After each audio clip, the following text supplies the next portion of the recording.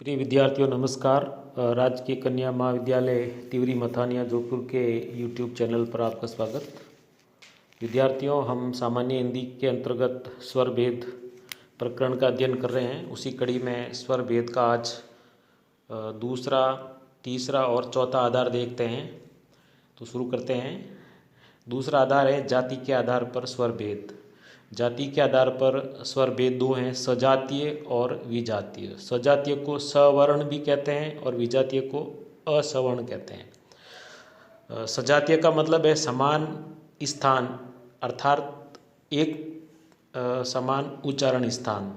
समान स्थान का अर्थ हुआ उच्चारण स्थान और प्रयत्न से उत्पन्न, यानी जो स्वर एक ही स्थान से उच्चरित होते हैं उन्हें सजातीय स्वर कहते हैं। अ, आ, ई, ऊ, री, ये सभी है वो सजातीय या सवर्ण स्वर कहलाते हैं। री जो दीर्घ स्वर, री का जो दीर्घ रूप है ये संस्कृत में ही प्रयुक्त होता है, हिंदी में केवल री होता है। री ये संस्कृत में ही प्रयुक्त होता है, हिंदी में नहीं। विजातीय स्वर वे स्वर हैं जो जिनका उच्चारण स्थान और प्रयत्न एक जगह से नहीं होता है, यानी उच्चारण स्थान और प्रयत्न एक साथ नहीं है। जैसे अ, ई, ऊ, ई, ए, आई, ओ, औ आदि। अब तीसरा आधार देखते हैं उत्पत्ति के आधार पर। उत्पत्ति के आधार पर स्वर दो हैं, मूल स्वर और संध्य स्वर। मूल स्वर में अ, ई, ऊ और री आते हैं। इनकी उत्पत्ति स्वयं हुई है, अर्थात ये किसी अन्य वर्ण के मिलने से नहीं बने हैं। तो संस्कृत और हिंदी दोनों में ये मूल स्वर हैं, अ, ई, ऊ और री।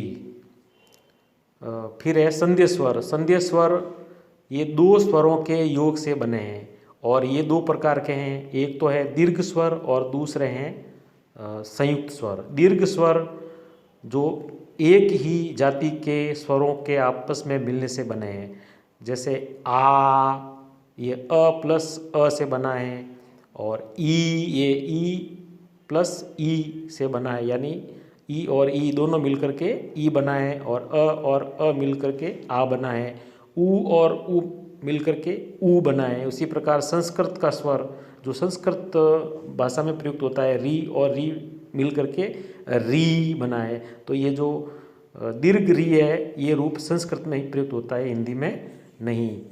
और दूसरा इसी का रूप है संयुक्त स्वर, जिसे मिश्रित स्वर भी कहते हैं। मिश्रित स्वर का मतलब हो गया विजातीय स्वरों के योग से बने, यानी एक ही जाति के नहीं होते हैं। ए, आई, ओ, औ ये चार स्वर है वो संयुक्त या मिश्रित स्वर कहलाते हैं, क्योंकि ए है वो अ और ई, ये दो अलग अलग जातियों के स्वर के मिलने से बने हैं। तो अ और ई ये विजातीय स्वर हो गया, क्योंकि ये अ और ई दोनों अलग अलग जाति के हैं। तो अ और ई मिलकर के बन गया ए। इसी प्रकार अ और ऊ मिलकर के बना ओ। तो ए और ओ ये स्वर गुण स्वर भी कहलाते हैं। ध्यान रखें, परीक्षा में पूछा भी जाता है कि कौन से स्वर है वो गुण स्वर है। तो ए और ओ गुण स्वर है, और गुण संधि में यही स्वर होते हैं, इसलिए इनको गुण संधि कहते हैं, क्योंकि ए और ओ गुण स्वर है। फिर है आई और औ, ये वृद्धि स्वर कहलाते हैं। आई अ और ए से बना है, औ अ और ओ से बना है, इन्हें वृद्धि स्वर कहते हैं। तो वृद्धि स्वर आई और औ, तो आई और औ वृद्धि संधि में प्रयुक्त होते हैं। अब बात करते हैं प्रकृति या स्वभाव के आधार पर। प्रकृति या स्वभाव के आधार पर स्वर दो होते हैं, अनुनासिक या सानुनासिक। अनुनासिक भी कह सकते हैं और सानुनासिक भी कह सकते हैं। इसका उच्चारण मुख और नासिका यानी नाक दोनों से होता है। तो सभी स्वर जिनके ऊपर हम चंद्र बिंदु लगाते हैं तब वह अनुनासिक या सानुनासिक हो जाते हैं। ध्यान रखें कि जो वर्ण शिरोरेखा यानी ऊपर एक लाइन होती है और उस पर मात्रा हो जाती है तब चंद्र बिंदु न आकर के उस मात्रा पे केवल बिंदु का ही प्रयोग होता है। जैसे उदाहरण के लिए दिया हुआ है ईंट, तो ई में ऊपर ई की बड़ी ई की मात्रा है तो उसके अंदर चंद्र बिंदु न आकर के केवल बिंदु ही आएगा, लेकिन उसका उच्चारण है वो चंद्र बिंदु की तरह होगा, ईंट, न कि ईंट। चंद्र बिंदु की तरह उच्चारण करना है, ईंट। दूसरा इसका आधार है प्रकृति स्वभाव के आधार पर स्वर, वो है अनुनासिक या निरनुनासिक। इसमें उच्चारण के समय हवा सिर्फ मुंह से बाहर निकलती है। तो सभी आ, ई, ऊ, री, ए, आई, ओ, औ यानी ऊपर चंद्र बिंदु नहीं है, वे सभी अनुनासिक या निरनुनासिक स्वर है। इसमें एक आपका ओ ऊपर है वो अर्ध चंद्र बिंदु, यानी ऊपर बिंदी नहीं है, खाली आधा चांद है।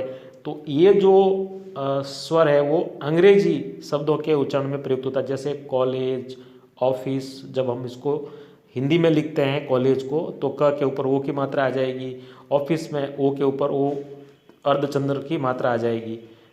तो ये जो ओ है वो अंग्रेजी शब्दों में प्रयुक्त होता है। तो इस प्रकार आज हमने स्वर भेद के अंतर्गत जाति के आधार पर, स्वर भेद और उत्पत्ति के आधार पर, और प्रकृति और स्वभाव के आधार पर स्वर भेद पढ़े हैं। अगले वीडियो में हम और स्वर भेद के आधार पढ़ेंगे। तो आप चैनल से जुड़े रहें। धन्यवाद।